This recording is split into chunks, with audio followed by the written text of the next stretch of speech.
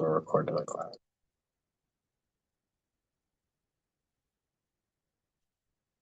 Can everybody see that it's recording? Is that just me? Well, you guys are a really exciting bunch. Kirsten and Katie haven't said a damn word yet. Hi, Angus. Hi, Katie. Oh, I feel so much better now. All right. I am recording. I am unmuted on. I'm in the classroom. There's no webcam in here. Well, there is, but it's on the ceiling over there. And if I use that one, then I am like extraordinarily far away. So we're not gonna do that. So I have my phone over here and then the Wacom in front of me. And hopefully that doesn't cause too many latency issues or anything. I have the chat open.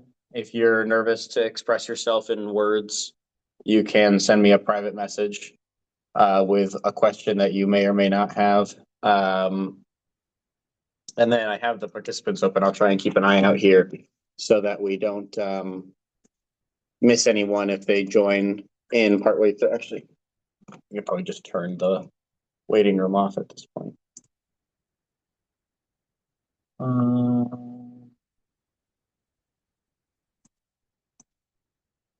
Chat, share, more.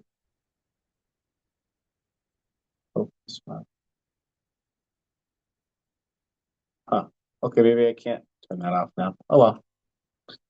The final. All right. I got a couple copies here in front of me. Here's one.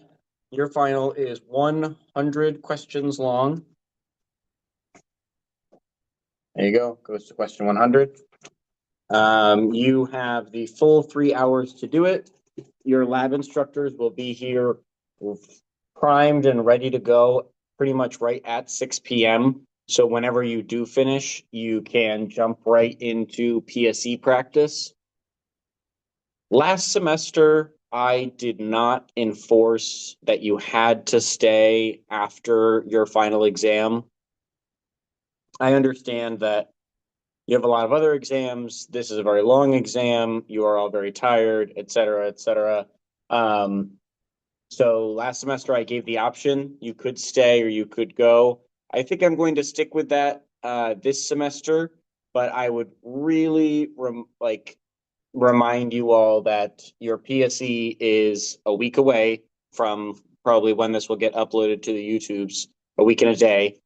A week and a day away, and we only have the 2 sessions to practice for. You have however much time after you finish your final on Monday, and then you have class on Wednesday night. So if you're completely exhausted, you can't do anything, or if you stay after for a little while, and then you leave at 8:15 or 8:30, I'm okay with that. I know you guys all have a lot going on. But keep in mind that these are your opportunities to practice with the good, real proctors and evaluators that you'll have on your PSE, like Tristan and Alana and Natalie and Zach. So take those opportunities when you have them, particularly for the stations you can't practice at home. I will offer up once again that if you are practicing your medical or trauma scenarios with friends and you don't have someone else to sit there with you, or you're afraid that your partner is being too generous in the way that they are grading you, you can record yourself and you can email it to me, and I promise that I will be super mean about it and that I will let loose so that you guys are ready for the much nicer, gentler proctors on the day of your actual PSE. That was a joke. Sometimes the proctors are nice and gentle, sometimes they're mean, so watch out for the possibility of meanness. Okay. I think, like I said I was going to, I will ask before we do anything else. Does anyone have any questions about the study guide? I'll actually pull up my copy of the study guide right now.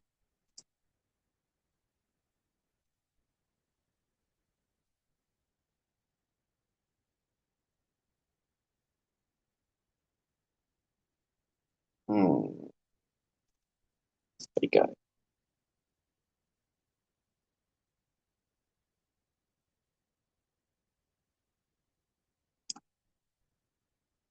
So, your study guide, I think, is pretty comprehensive in that it breaks things down very well by the categories that you're likely to see on your final, and specifically what things you are going to be asked about. So if you look at like section 7 of your study guide, I know you guys can't see it on the screen, but if you look at section 7 of your study guide, the first thing is chest trauma. And I could give you a 100-question exam that just covers questions on chest trauma. So there's a lot that's in this category, but if you go look at your study guide, you'll see that the main things that you need to be able to know to get through that are about your pneumothoraces and about pulmonary contusions.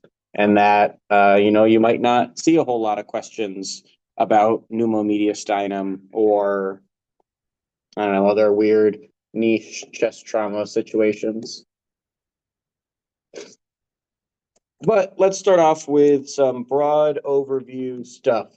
Number one thing by far that I'm going to remind you of once again, despite reminding you many, many times, is that your top priority on any given call is airway. Well, I shouldn't say your top priority because I'm going to step off that in a second, but airway, breathing, and circulation. I haven't used a Wacom tablet in a long time. ABCs. The ABCs have to be your number one priority. So when there's a question that says anything, shallow, slow breathing, and then anything else after that, and option C is BVM, we need to know that we're picking option C every single time. ABCs come up on this exam just as much as they came up on trauma, just as much as they came up on the medical exam. Look at those things first. When you read a paragraph long assessment question, think about it the way that you guys have been practicing your medical assessments for the PSE, before you jump right into some other thing. You would never, never go through your PSE station without doing the ABCs first, because you know that that's an immediate super 10,000 critical fail. So when you're reading these questions, don't skip over the little content that comes up in the ABCs and go right to, give them oral glucose or give them a bunch of Narcan. BVM first. Manage the ABCs. When you have the ABCs managed with a BVM, with chest compressions, with 15 liters on a non-rebreather, then you can move on to these other ancillary treatments. I apologize. I'm very parched today. All right, taking a step back, your true number one priority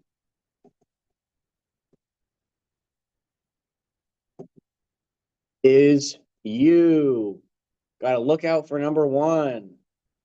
Number one priority is always your safety. So we have scene safety and body substance isolation. These two things kind of come together into, just you being safe in general. So scene safety and BSI, we see those come up on the PSE all the time. But I'm looking at the first page of the exam here, and there is a question on here that goes back to what we used to call the BLS mantra, which is this saying right here: BSI is my scene safe. So ABCs, scene safety, just knocking some of that stuff that hopefully by this point is dead obvious. But if it's not, throwing some of those things out there to start with. Next up, let's talk about medical, legal, and ethics. Medical, legal, and ethics. There was one super important thing that this whole chapter really boils down to, and that is consent. Now, we talk about a whole bunch of things here. We talk about, consenting for treatment. We talk about when do we honor a DNR or a MOLST form or some other kind of advanced directive. But all of these things really break down to consent and this idea of, phrase that differently, this idea of bodily autonomy. The idea that our patients have the rights to choose what does and does not happen to their body. Breaking this consent thing down a little bit more. I hate this blue. Let's. Oh, I have decision paralysis now. Let's do slightly darker blue. This idea of consent. So we have our first, most best kind of consent, which is informed consent. Informed consent, they know exactly what's going on. You explain the risks to them, and they say, yep, I get it. And they, part of our idea behind informed consent usually is I say to the patient, I need you to understand that if I leave here and you have another seizure, you could stop breathing and you could die. And they say, uh-huh. And I say, can you say that back to me? Can you say, if I don't go to the hospital, I could die? That's informed consent. I'm making him give to me proof that he knows the risks of what's going on. Sort of as a subsidy or a sister, depending on what textbook you read of informed consent, we have expressed consent. So expressed consent is when we talk to the person, we say, okay, I think you should go to the hospital. Please go to the hospital. Pretty please. I love you. And they say no. And we say, okay, well, there's risks associated with not going to the hospital. If your breathing gets worse again after we just gave you this nebulizer treatment, and you die because you stop breathing, that's bad. That's a risk associated with not going to the hospital. Do you understand those risks? And they say, mm-hmm. But we don't have them repeat it back. They nod their head. This one comes up a lot in the case of, is it okay if I lift your shirt up to put these stickers on you? Usually we won't say to someone, here are the risks and benefits associated with me exposing your bare chest in order to place a 12-lead ECG. Normally with that one, we just say, can I lift your shirt up? And they let us do it. And that is that expressed consent. Informed consent is really the standard we should strive for when we talk about big procedures or refusals of care, things like that. And then over here we have implied consent. So remember, our implied consent comes up when someone is unable to consent for themselves because of an immediate cause, I think is the way that your textbook phrases it. So implied consent is like unconscious, AMS, something like that. And then your book, I can't think of it off the top of my head now. If anyone that's here in the meeting knows it, can put it in the chat or say it. Your book breaks off another type from this that I can't remember the name of.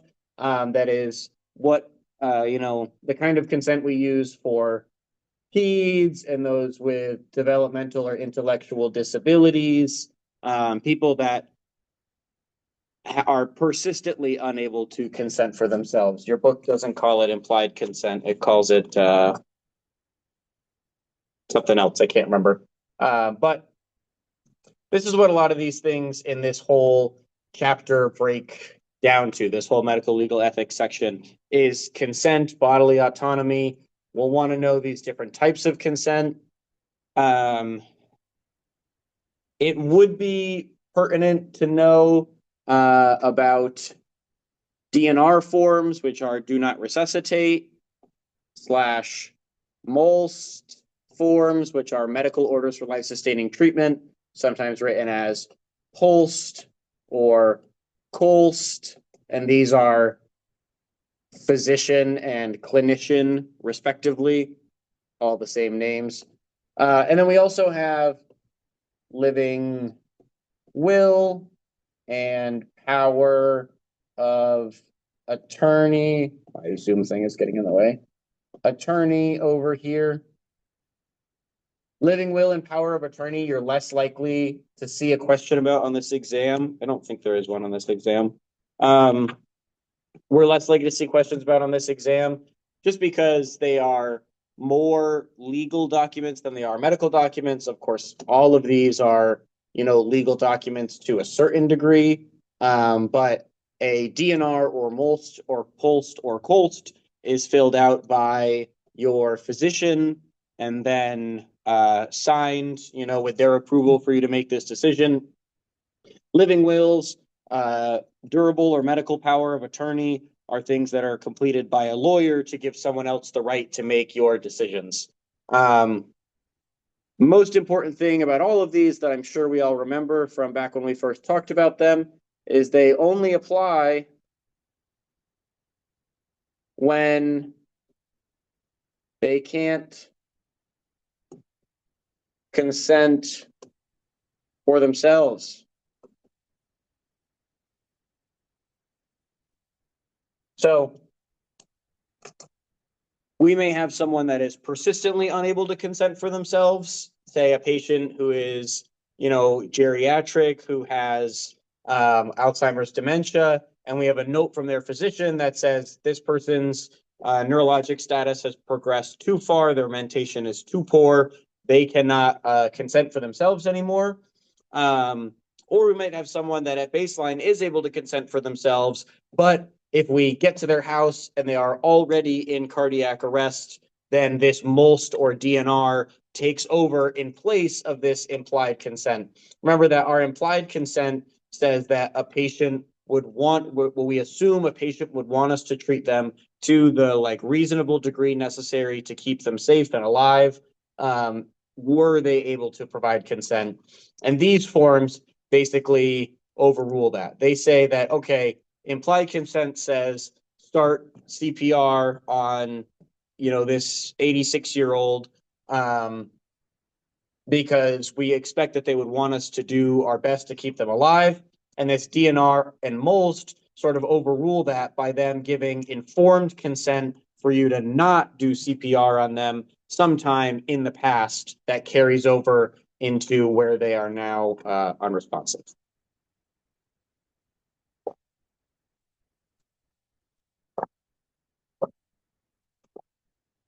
I'm out of water. Might have to pause the meeting at some point to go get another one of those. I'll stick right in between these two, one more, and that's medical proxy or healthcare proxy. That's obviously a medical only position, but it's usually still set up through a lawyer and not through your physician. So that's up in that whole rat's nest of things as well.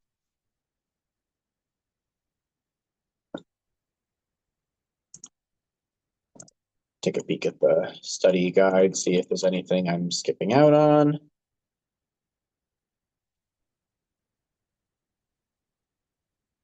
Okay.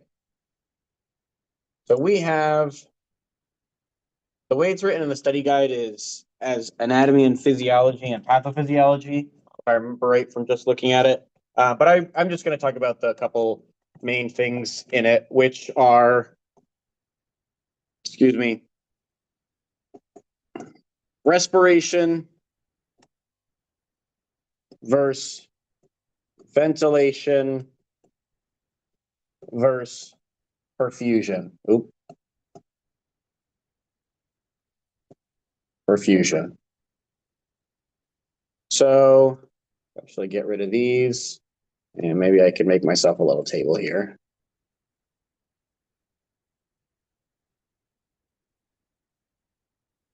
Starting with ventilation. I know I put these out of order, but I think it's the simplest. Ventilation is we have our lungs here. Get a nice lungy color. We have our lungs here, And if this blue is the air, ventilation is just the process of air going in and air going out.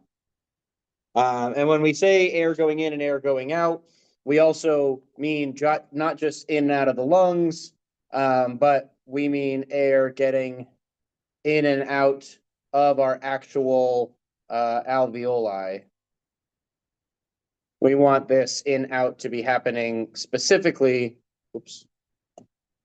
We want this specifically to be happening in and out of the alveoli, because when we talk about ventilation, really we mean air getting down deep enough that it would allow carbon dioxide and oxygen to exchange. So we talk about ventilation, really we're saying we're moving air to the degree that respiration can begin to happen, not just purely air is going in and out of the mouth. I mean, I can close my epiglottis and breathe air in and out of my mouth and nose, and certainly never actually ventilate my lungs at all. So ventilation is that physical process of moving air in and out of the lungs. Respiration comes in two forms. We have external and we have internal. Starting with external, remember external respiration happens at the alveoli because there's really nothing that differentiates the inside of the alveoli from the outside of the body. So this is a terminal bronchiole, and these are alveoli. And each of these alveoli has coming to them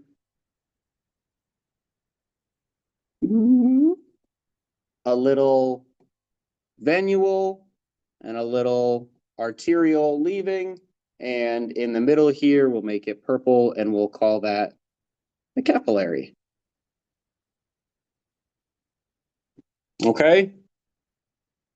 Let's go away, stupid Zoom thing. Let's blow up one alveoli here, and we'll put our capillary here on the outside of it.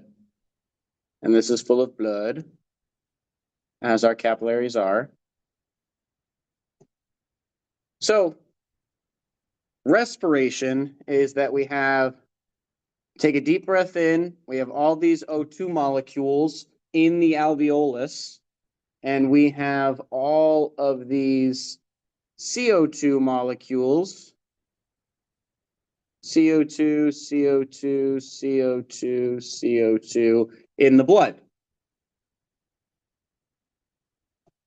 Respiration is getting this oxygen to move into the bloodstream and getting this CO2 to all move into the alveolus so that when we then ventilate, when we get to this out part of our in-out, this part here, when we get to that outflow of our in-out, we can blow out all this carbon dioxide. We repeat the cycle over and over again.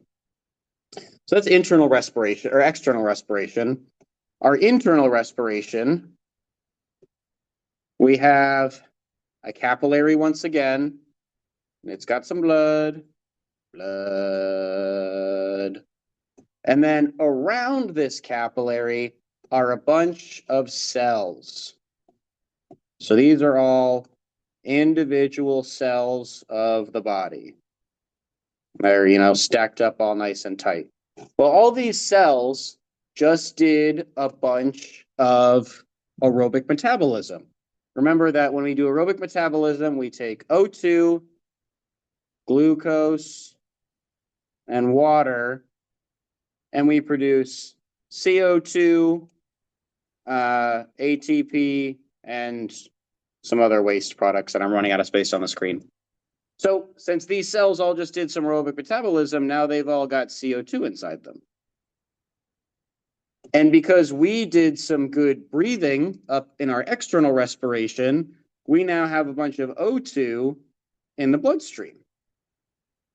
Our internal respiration is, the same thing we had really during external respiration, just in reverse.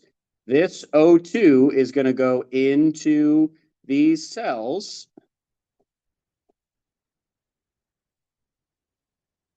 And all this CO2 is going to come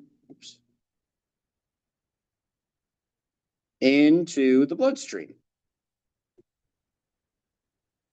So that's our internal respiration, is the CO2 coming out of the cells and going into the bloodstream, and the oxygen coming out of the bloodstream going into the cells.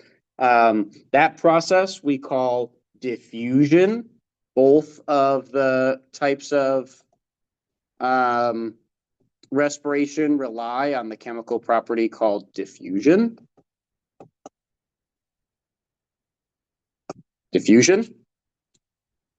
And you can get really chemistry with that. There's pressures from, different partial pressures and Dalton's law and all these different things. That's not really in the scope here of what we need to talk about in terms of internal, external respiration. Okay. Perfusion is a little bit stranger. Perfusion is oxygen getting to cells. So perfusion is really the messenger between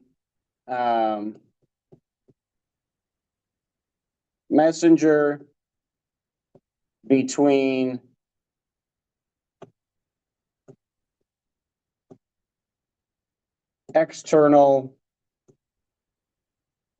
and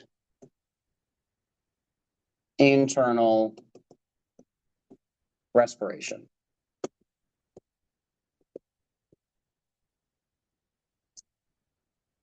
So we ventilate in some air and it's dense with oxygen. That oxygen dense air comes into the lungs. If we're ventilating well enough, that oxygen dense air gets all the way down into the alveoli. In the alveoli, it exchanges with carbon dioxide, and now we have oxygen-rich blood coming out of the alveoli, going back to the heart. The heart's job is to perfuse that now oxygen-rich blood out to the cells, out to the capillaries where it can exchange with the cells, and that allows internal respiration to work. And then once we do internal respiration, we have CO2 heavy blood in our venous system, and oxygen has passed over into the cells. Then that perfusion takes over again and sends things back up to the heart so they can get sent back to the lungs. And as long as we are ventilating well enough, the CO2 moves into our alveoli and we exhale it out. Respiration, ventilation, perfusion.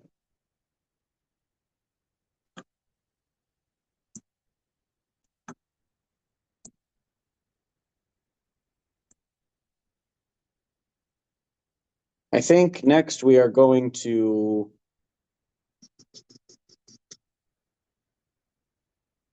talk about shock. Shocking. Okay. We just talked about perfusion. Shock, or what we can often more medically call hypoperfusion,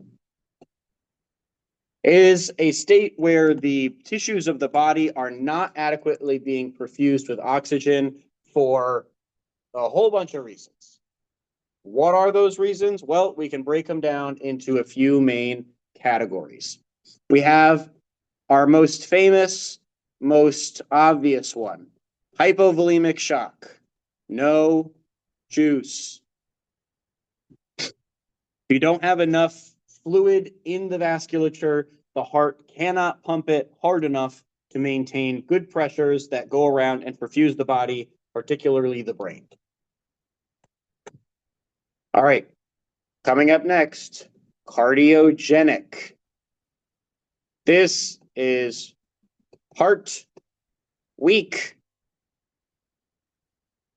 This is the kind of shock that we often end up seeing in our patients that are having active heart attacks or our patients with congestive heart failure, who end up fluid overloaded. They have the opposite. They have a sort of a hypervolemic shock, and their heart cannot handle the amount of preload that it needs to push against, and it can start to give up. It gets weak, or if we're having a heart attack, there is muscle dying, we go into cardiogenic shock. The best kind of shock, and the one that is most complicated that you will need to know the most about, is distributive shock. Usually we can classify this one as tank to big. It gets a little bit more complex than that, and we'll break it down here in a second. But generally, we can say that distributive shock has something along the lines of the tank is too large to hold our juice. And then we have obstructive shock. Obstructive shock is probably, well, in my opinion, sounds the least like what it is. Most people probably say distributive, but obstructive shock, we know, is just when there is something literally obstructing the flow of blood. So for this, I guess we could put clogged pipe. And I think these two are pretty settled the way that they are. I think we get the hypovolemic and cardiogenic shock ideas pretty well. The only thing I think I will point out is for hypovolemic, this is, I don't know why I just wrote W, not always traumatic. Remember, we can have medical reasons that we've lost blood, but we also can have medical reasons that we just lost fluid volume in general. And we're not able to fill out that vascular space from really excessive diarrhea or really excessive vomiting, especially in our infants and our geriatric patients. Cardiogenic, I'm going to say go look in the book, because there is one super prototypical case of cardiogenic shock that we almost always ask questions about, and it is the pulmonary edema patient, who has right-sided heart failure that has now progressed to left-sided heart failure. And these patients can look just like absolute garbage because they have low BP, high heart rates, bad lung sounds. We want to put CPAP on them, but their BP is too low. This is a really classic test question presentation because it really asks you to, utilize your clinical decision-making skills. So go take a look at the book. They talk about that example in there. And here we'll focus on breaking down a few more of these other types of shock. Actually, let's just make it clear that we are now only talking about distributive shock. Distributive shock, we know, is probably our most complex. I'm going to go over the general idea of it, and then, we've talked about it enough times that hopefully you guys can extend that out to the broader context of our different types of distributive shock. So let's actually do that quickly first. So our types of distributive shock. Well, probably our most common one that we actually end up seeing in the real world is septic shock. After septic shock, I'll throw up the one that we like to ask the most test questions about, and that's anaphylactic shock. After anaphylactic shock, we could do neurogenic shock. It's also a type of distributive shock. We have burn shock, which honestly is extremely similar to septic shock in the terms of like how it ends up playing out, but worth mentioning as well. And then I think there's one that I'm missing in here. Anyone in the chat recognize which one I'm not seeing for distributive shock types?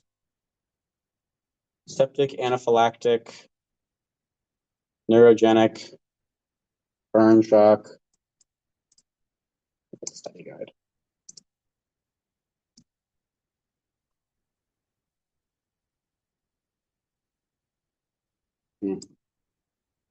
I think I might be missing one, but I'm just going to go over the general idea of distributive shock anyway, so it doesn't matter too much.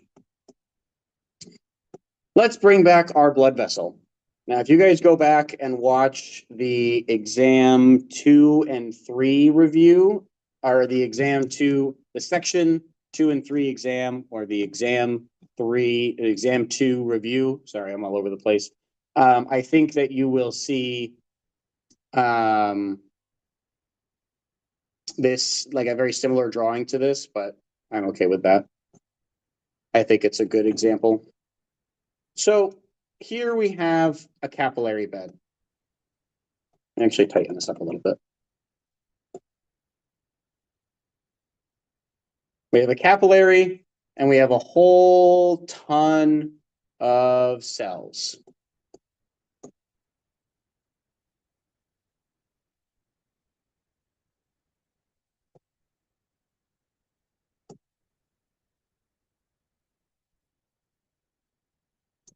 Here's what we like to happen. Oh, what the flip? Okay, that went crazy for a second, sorry. Inside our blood, there is some oxygen.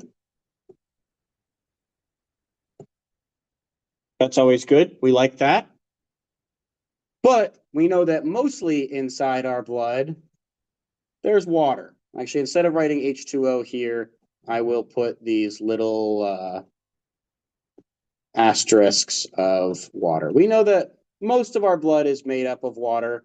That water is, mixed with a bunch of proteins and electrolytes, and we call the whole combo plasma. But either way, our blood is mostly water for fluid volume. And then, of course, there's a bunch of, CO2 here in these cells that's going to offload and onload its oxygen. So use our special marker. Ooh. The CO2 is going to leave the cell and come into the bloodstream. The oxygen is going to go into the cell. But importantly, the balance of fluid here is pretty strictly maintained. The blood vessel has enough water inside of it to stay nice and full and plump and maintain blood pressure. And then outside of the blood vessel, of course, each of these cells has a little bit of water in it. We all got to have a little bit of water. And then there's a little bit of water around the cells too. We have a lot of water inside of us. And that water balances itself out by inflowing and outflowing to balance diffusion gradients.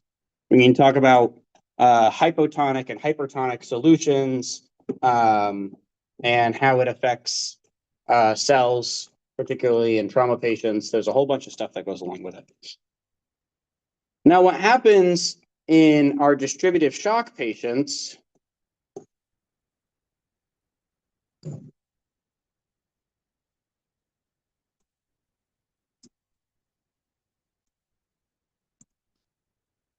is go away, stupid Zoom things. Our cells start to get a little spread out because those diffusion gradients get all messed up. Why do they get messed up? Well, we have invaders. There are little angry bacteria in the cell or in the bloodstream, and they mess up all of our diffusion gradients, and they make the capillaries really, really bad at holding on to fluid. So all of that fluid starts to come out here, and it does what we call third spacing. Third spacing. So we say that because there's three spaces: the one inside the vessel, the one inside the cell, and then the one where it's not really serving a purpose to either of those, and it's filling up the space around cells. Now, when all of this water starts flowing out, we start to get, effectively a similar situation to hypovolemic shock in that there is not enough volume inside these vessels anymore. But the thing about hypovolemic shock is, well, we know what to do about it. If they're losing blood, then we need to go in, patch the hole that they're losing blood out of, put a tourniquet on it. Maybe they need surgery, whatever. Or if they're just losing fluid, then we're going to give them some Imodium or some Pepto-Bismol so that they stop throwing up and pooping so much. But when we talk about distributive shock, we can't just reach a hand inside and poke these capillaries and say, hey, tighten up, pal. You gotta hold back onto some of that fluid. So as it starts to third space, it just starts to fill up all this extra space. And even as we dump in, we talked about this with our burn patients. We dump a ton of fluid into our burn patients. And what it happens is it comes in and it goes out again.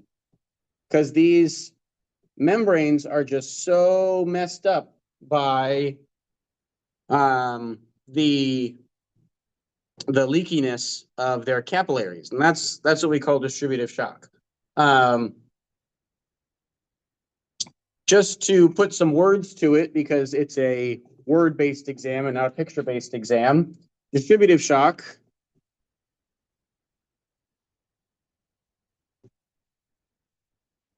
comes with vasodilation.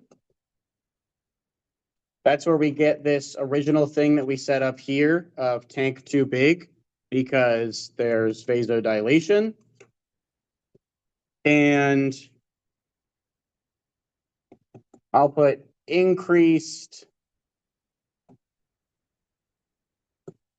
capillary permeability.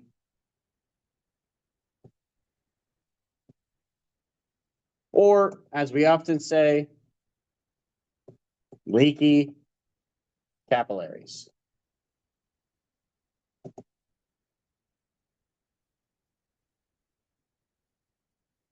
And then I'll make a quick note in here.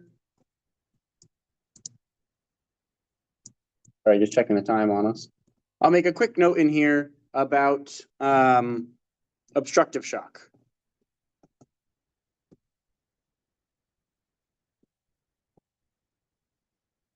Obstructive shock means a physical barrier preventing the flow of blood. We've got like two situations we need to know, and both of them are going to involve really poorly drawn pictures of people by me. So this guy is sad because here's his chest, here's his lungs, and oop, pop goes the weasel.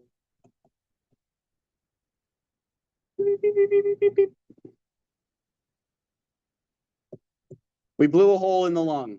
Now air is flowing out and it's filling up this space. Put a little mediastinum in here. It's filling up this space. What is that doing? Well, one thing it's doing is it's crushing this lung. One thing it's doing is that this lung is going to reduce in size because all this extra air around it is compressing it. But in addition to it pushing on this lung, excuse me, back here we have this little guy called the heart. Coming off the heart, there is notably a descending aorta. And coming up to the heart, there is an ascending vena cava.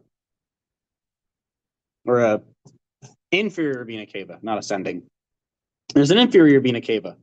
Well, all of this oompha pushing is also oompha pushing on these, which means what once was a nice, the word that I feel like I always see radiologists use to describe the vena cava is plump. What once was a nice plump vena cava, remember, vena cava is a vein, so it's not very structurally sound, now has all this pressure pushing on it from this pneumo, and that's making it smaller, which is reducing flow, which is reducing our cardiac output, and that is our problem with obstructive shock in the case of a pneumothorax. And this is our abbreviation we normally use for pneumothorax, PTX. All right, and the other side, really the only other one that I think you would ever get asked about is we have our heart, and it's got a bunch of stuff coming off of it on the top and the bottom, et cetera, but it also has around it a little baggie.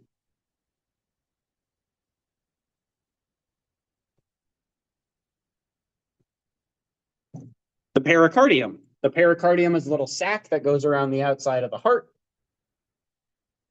What can happen is we could say blow a little hole in the heart. Remember, the pericardium also, it's a sac, so you can't see it there, but it's on the front of the heart as well. We blow a little hole in the outside of our heart, in our epicardium and myocardium. Now there's blood flowing out. Well, what's going to happen? We've got blood flowing out. This sac might expand a little bit to start collecting up some of that blood.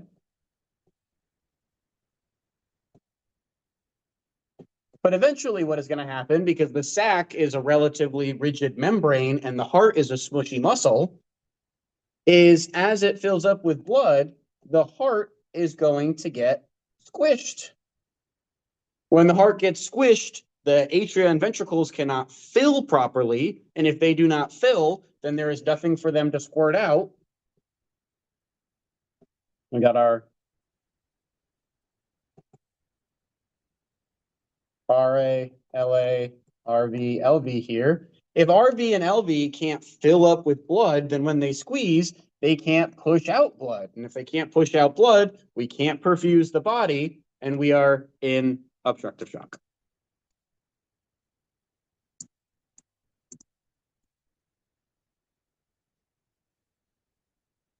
All right.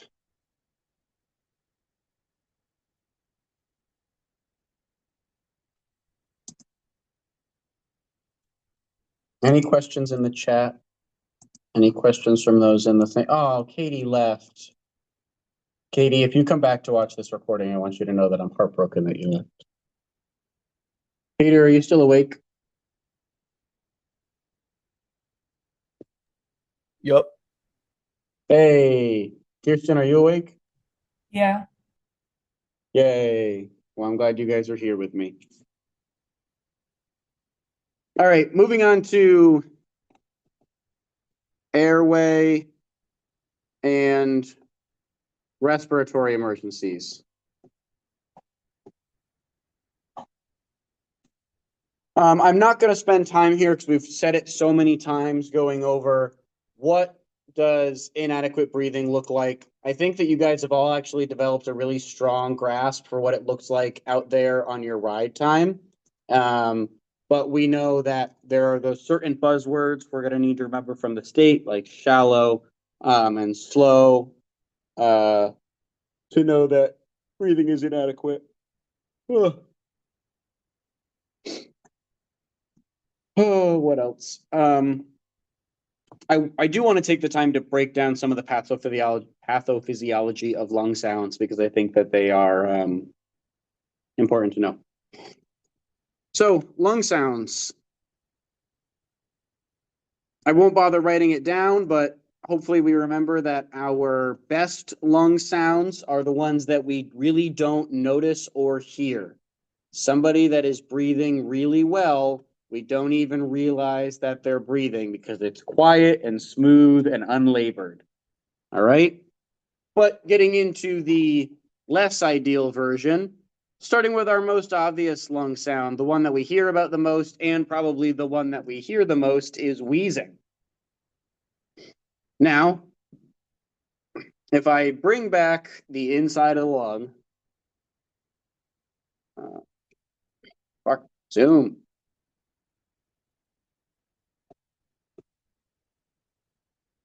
Okay. We have a bunch of bronchi breaking off, and then eventually we get to some terminal bronchioles and some alveolar sacs. When we hear wheezing, blow this up. When we hear wheezing, it is the same reason that we hear whistling. Air passing through a big hole, no sound.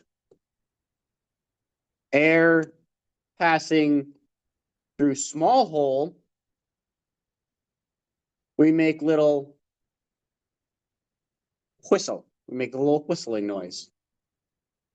So what happens in our wheezing patients is that these airways narrow in a couple of ways.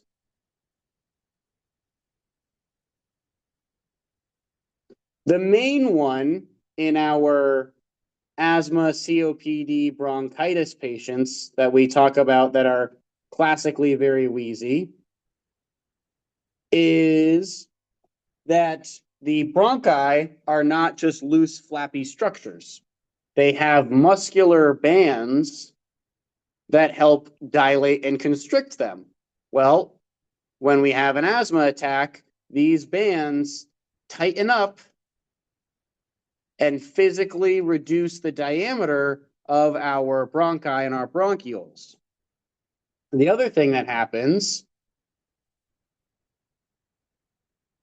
is we build up mucus on the inner walls of the bronchi and bronchioles. This mucus further thins and narrows the passage to get to the alveoli and actually exchange gas, which of course is the ultimate goal that we're trying to get.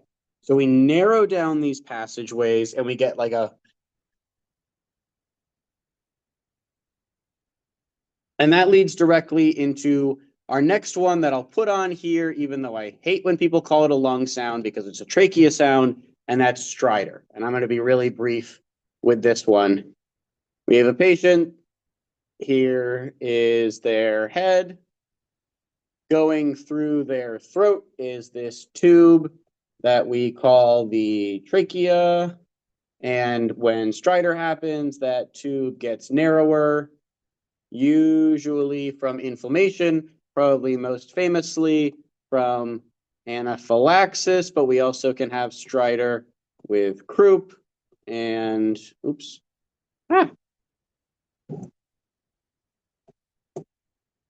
stridor with croup. We can have stridor with epiglottitis, all these other things. Trachea gets narrow, and now this man is sad. Teardrop. Now, the reason I wanted to put this up here right now while we had the wheezing one up is because these are the same sound. These are the same sound, except it sounds very different if we have one big tube that is now narrow, our trachea, and it makes a whistling sound that sounds like. With wheezing, we're hearing the same thing, except instead of hearing one tube that has gotten smaller and is making like a prominent whistling sound, we're hearing millions of tubes, all those terminal bronchioles inside our lungs, up all the way to our main bronchi and our trachea. We're hearing all of these airway passages at once, all whistling very, very quietly. So instead of we get many, many little whistles that all form together to make this wheezing sound. And it's interesting, you can like make a pretty good wheezing sound effect using a harmonica if you go up to the high side and blow very gently into it, because it's the same idea again. All right, we'll talk about rhonchi briefly.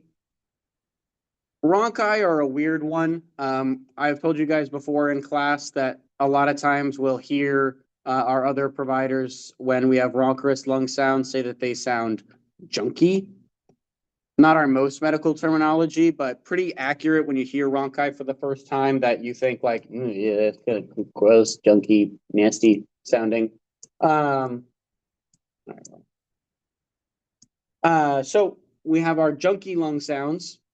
And really, this is a combination of wheezing, the wheezing sound that we normally get, but imagine that this mucus was a little bit thicker and a little bit gooier. So when we breathed, we got not only the whistling sound of the wheezing, but also the sound of some of this. People yelling at each other outside. Also the sound of some of this mucus sloshing and slooping around inside the lungs. That's our rhonchi sounds. I'm just going to leave that one at that. Crackles or rails. Tori was on Ride Time with me the other day. We had a really good rails patient. Crackles or rails are relatively simple. We have here a terminal bronchiole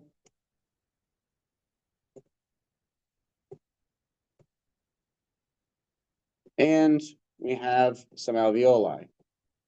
Let's actually finish off the other sides of these circles if we can.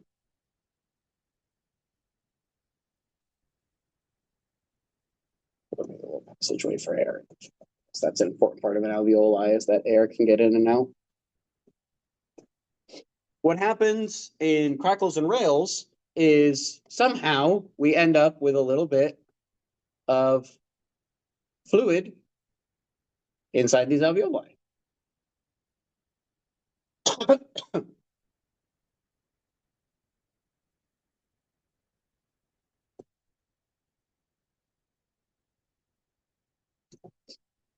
When we breathe, we hear fluid sort of bubbling from the air passing through it, and that is the sound that we call crackles. Now, we most often associate this with heart failure, and that we have this alveolar capillary here. This side goes to the heart. This side comes from the heart. This comes from the right side of the heart. This goes to the left side of the heart. And the left side of the heart is so backed up because it's so weak that it ends up pushing backwards on all the blood that is in here. And some of that blood gets forced into the alveoli. When the blood gets forced into the alveoli fills up with this fluid. And it's important that when we talk about treating these patients, a bronchodilator is not going to do anything for this person. You can throw as much DuoNeb at this as you want.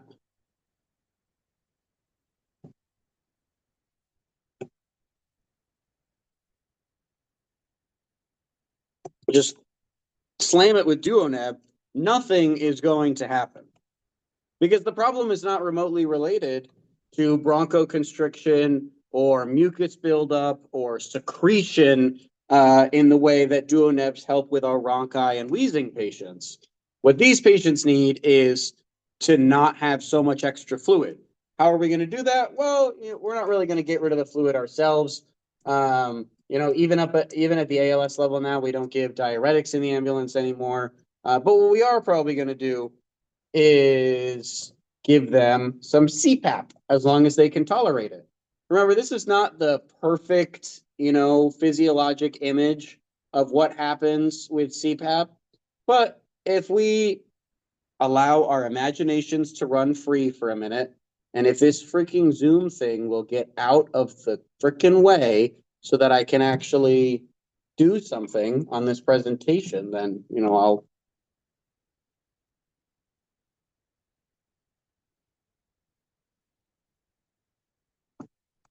Peter, I'm going to crash out.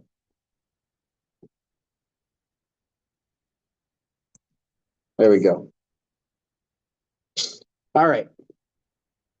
So we applied CPAP, which means now we have a huge positive pressure of air blowing inward. What that is doing, our mental picture in our mind is that is expanding these alveoli. So what used to be pools of fluid within the alveoli, and say we had some oxygen here, but it couldn't cross because it can't get through this fluid. It can't get through all that excess fluid. Well, now what we did is we have our capillary coming along.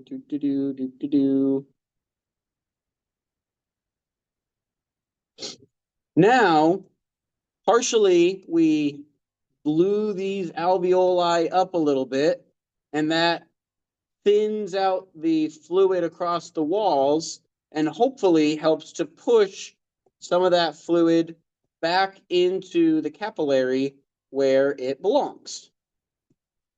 Now, is this a perfect physiologic picture of what's going on? No, I'm not a respiratory therapist.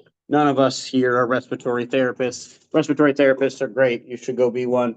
Terrible. But it's a good idea to help us think when we have heart failure, crackles, rails, that we should do CPAP, help open up these airways, get some of the fluid out of there, and that can usually massively improve oxygenation.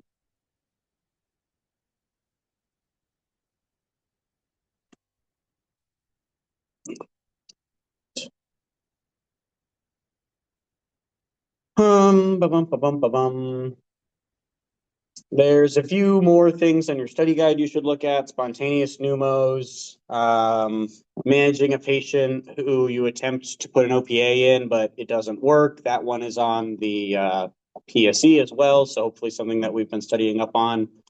Some of our indications for opening the airway in a trauma versus in a medical call, using our jaw thrust to protect the cervical spine instead of physically mobilize, moving the head at all. I'm going to skip over the whole section on patient assessment. Hopefully we all know the steps of the primary assessment. We need to treat life threats first, and then we transport. I just went over the different types of shock. Reviewing the abdominal quadrant anatomy, what comes in each quadrant: liver, spleen, pancreas, kidneys in the back, appendix in the lower right, diverticulitis in the lower left, that descending colon. I'm not saying that's everything you need to know for the exam. I'm just saying, take a peek at those things.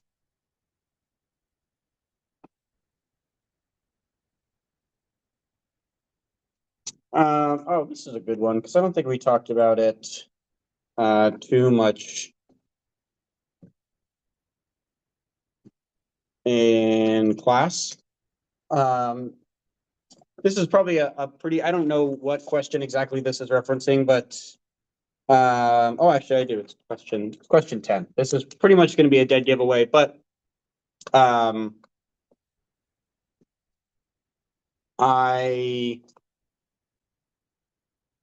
I wanted to talk about it.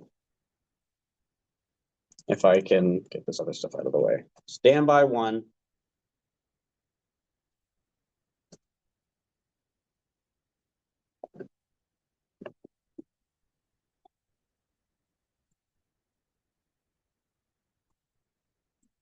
Okay.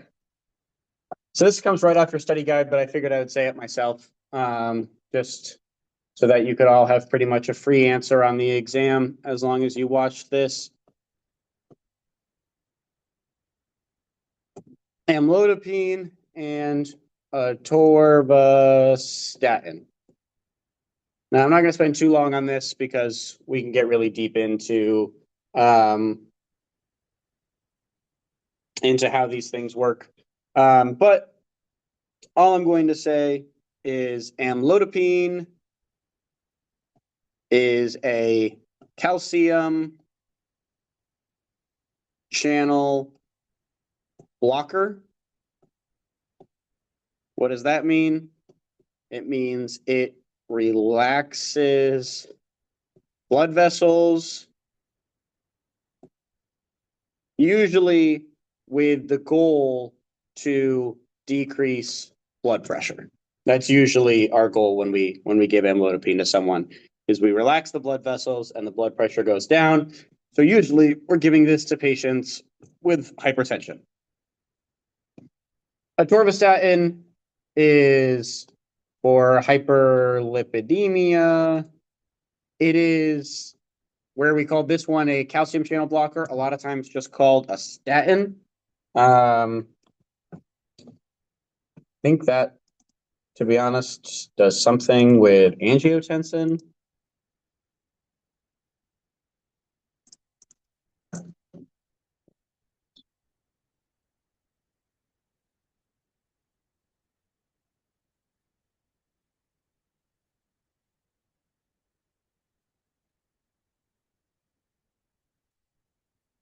They treat hyperlipidemia.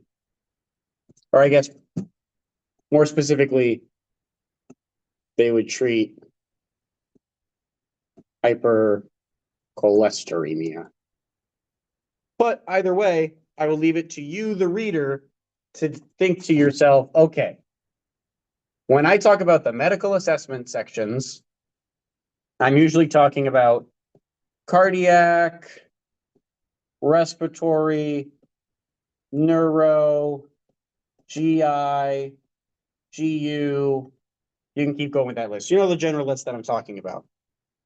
If I told you hypertension and hypercholesteremia were in this patient's history, I want you to tell me which of these categories we would probably expect their illnesses to fall into. Are they going to have neurologic problems? Are they going to have genitourinary problems? Now, I don't want to hear your, well, they could have all of them answer. Obviously, they could have all of them. Somebody could be neither hypertensive nor hypercholesteremic and still have cardiac and respiratory and neuro and GI and GU problems. Try and find the closest link between these. I feel like this one's kind of a gimme, which is why it's so straight up and down on the study guide. Just says what atorvastatin and amlodipine treat. But, you know, it's a gimme. It's not the worst thing to have a gimme sometimes. Neuro patients, mainly look at the study guide things. The only thing I'll point out is when I say left versus right hemisphere functions, I don't mean I'm a left-brained person. Point number one, I don't care. Point number two, that's not a real thing. What I mean is recognizing that there is contralateral hemiparesis in those in some of our stroke patients, and that's part of our general exam for a stroke, is that we have Jim here. He's having a stroke. And what we expect to see, zoom in on Jim a little bit. This is Jim. Everybody say hi, Jim. So what we'd expect to see is that if he has big smile on this side and this side's a little funny, well, the stroke is affecting him on this side of his face. That's the left side of his face. And what we generally expect to see is contralateral. I don't know why this drawing thing keeps going away now, but I'm getting real annoyed with OneNote. What we expect to see is contralateral paralysis of the limbs. So when we see the left side of his face has that facial droop, we expect to see probably right arm, right leg have neuro symptoms as well. Doesn't necessarily mean that they will have neuro symptoms, but that's sort of our classic presentation for neuro diseases. Same thing with endocrine disorders as with your original endocrine exam. You need to know the signs and symptoms of hyper and hypoglycemia, not just the blood sugar values for them. So hyperglycemia, we are hot, we are dry, and we have Kussmaul respirations. Remember, we are dry because we are hypovolemic, because sugar is not just about an amount of sugar, it's about a concentration of sugar. So we are trying to pull fluid from all of our extra spaces to collect up some of the sugar, and then we pee it out. We become hypovolemic. That's why we're dry. That's also why we can be hypotensive in a bad case. And then our Kussmaul respirations are because we are acidic. That is from ketones, and that acidity decreases the pH of our CSF, which drives respiration. It's a little reference back to earlier in the class for you. Hypoglycemia.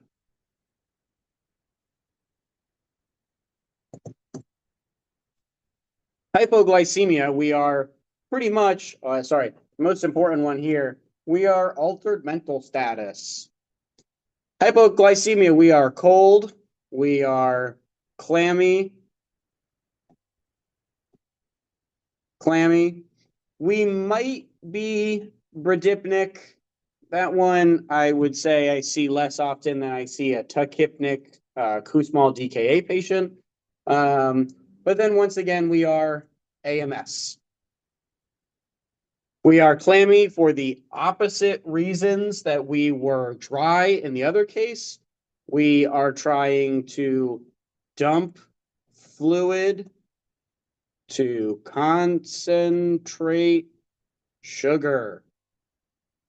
Bradypnic, like I said, so I mean, yes, you could be bradypnic, but the bradypnia doesn't come from us becoming alkaline the way that the tachypnia comes from us becoming acidic.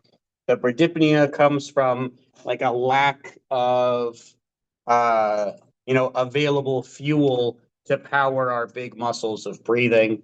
And then the AMS is because sugar isn't getting to the brain. And here the AMS is because sugar isn't getting to the brain. Remember, in hyperglycemia, we're still altered because sugar's not getting where it needs to get. It's all stuck in the bloodstream.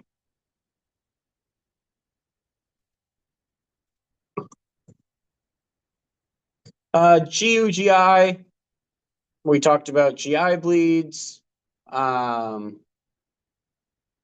Check out these other few things that are listed in your study guide, particularly the STIs. I think those all come from one question where you're given a patient presentation. You're asked to identify which STI it is. So make sure you know what the classical symptoms of chlamydia, pelvic inflammatory disease, and bacterial vaginosis are.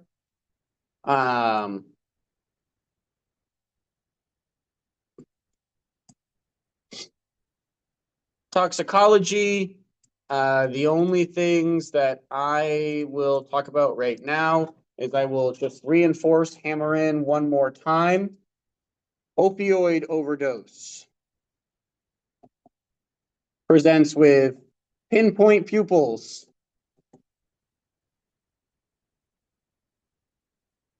Bradypnia. Hypoventilation, by which I mostly mean reduced tidal volumes. When we get to these patients, there's two possibilities. One, we only present with pinpoint pupil. I guess the obvious one once again, altered mental status. If we get to someone and all they are presenting with is the pinpoint pupils and the altered mental status, guess what we're going to do? We're going to go to the hospital. If they're really, really altered, that might be really easy. It might be really difficult. Remember that scene safety is priority number one. If they are bradypnic and hypoventilating, we are going to no. Thank you. I hope you're all laughing at home right now.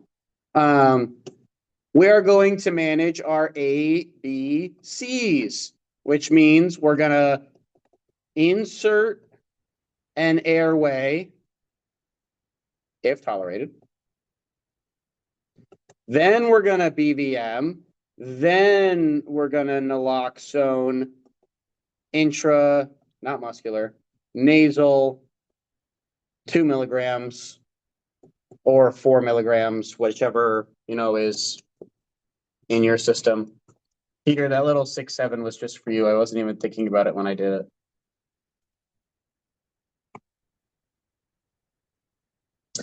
Trauma you guys all did really well on. I'm not going to take the time to go over it here for the same reasons that I didn't take the time to go over it in the video when we actually had the exam. But go back, take a look at the things that are on the study guide. They're really quite brief.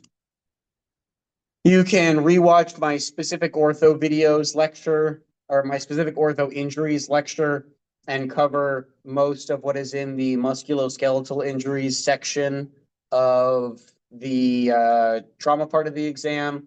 Chest trauma and abdominal trauma just have a couple things. Head and spine injuries, I guess I will point out one more time because it has been a point of contention for this class on seems like every exam thus far. The symptoms of Cushing's triad.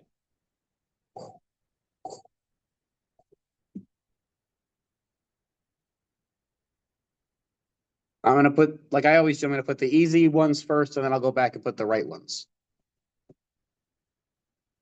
Hypertension.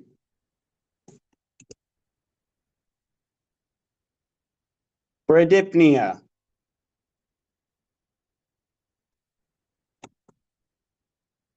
Let me get this thing to stay straight.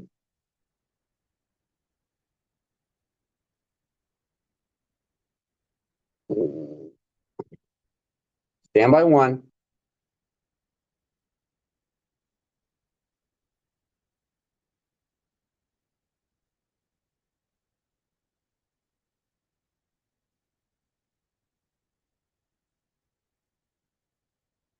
Can't get OneNote to let me write. Stand by. We will come back.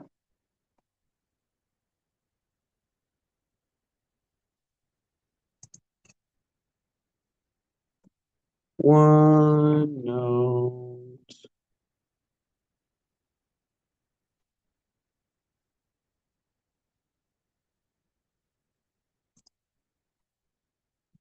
That's OneDrive, OneNote.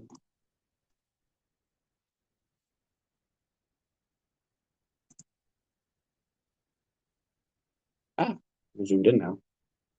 Okay, one more time around the walk. Bradycardia. Now, this solution to Cushing's triad will probably get you through just about any EMT level exam that you're going to take. But it is not the best, is it? Because we know that this really more means wide pulse pressure, and that by bradypnea, we really mean irregular respirations. And for the case of head trauma by irregular respirations, we most often are talking about Biot or Shane Stokes, and we can go back to our respiratory chapter if we need to review what each of those irregular breathing patterns looks like. Okay.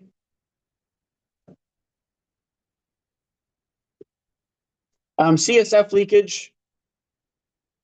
I believe this is the way that it's presented on the exam, so I'll kind of throw this one to the wolves for you again, and we will talk about the halo sign. Now, interestingly, for those of you that have been doing your homework and watching the pit every week,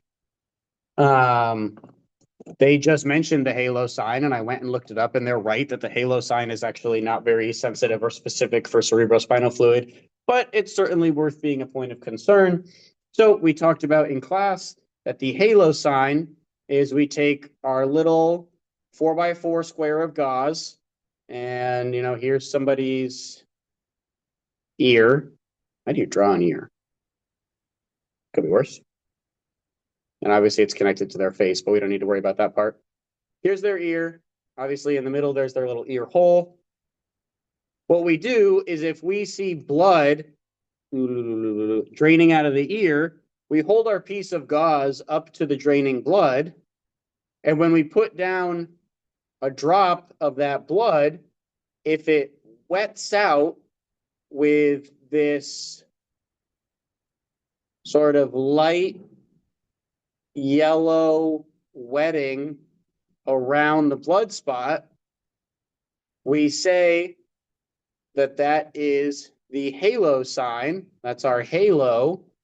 And this is indicative, we'll say, of possible CSF leakage. And really, it's just because CSF is thinner than blood. If I take a drop of oil and I drop it on the table, and I take a drop of isopropyl alcohol and drop it on a table next to each other, the isopropyl alcohol is going to make a circle this big, and the oil is going to make a drop this big because it has a much higher surface tension. So because the CSF is much less viscous, it can wet out a little bit more. We get this little halo. For those of you that haven't been keeping up on the pit, they put a mention in there that other things that can halo sign are tears, mucus, saliva. So it's not super sensitive or specific, but it's something worth mentioning. I mean, as if this patient with a bleeding ear after head trauma wasn't already going to get scanned for a possible skull fracture, but worth keeping in mind. All right, back to the study guide. OB and neonatal, you guys did really well with overall.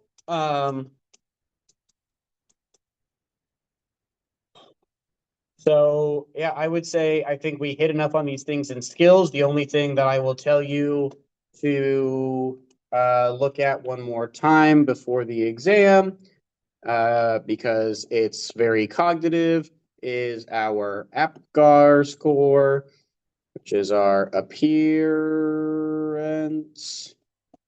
pulse, grimace, activity, and respirations.